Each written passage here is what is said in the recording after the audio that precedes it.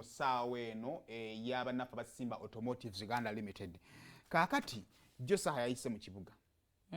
Yayise mu kibuga ng'ali mu activating la show esoko tuwe katono awo.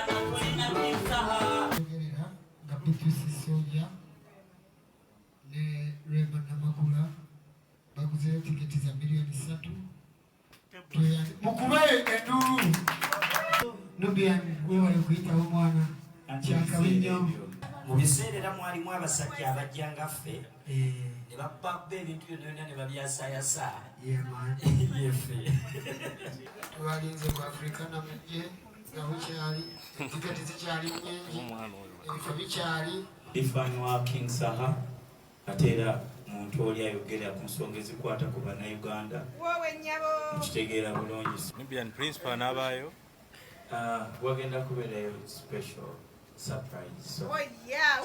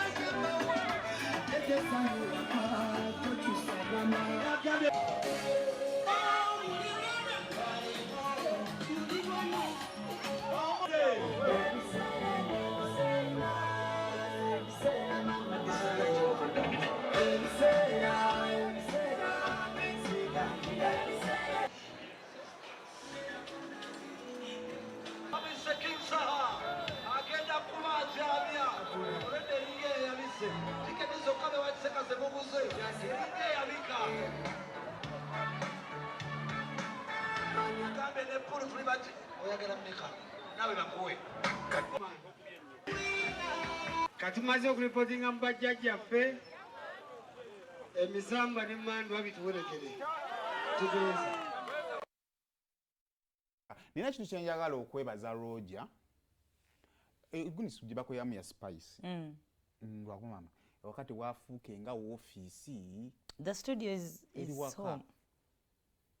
Batuusa amako kasa tewaliwo musajja. Batuusa gafuula source management headquarters. Kasa tewaliwo musajja. Naye kirungi. Roger ine ebintu byakola. Amanyi waliwo ekifuula amaka.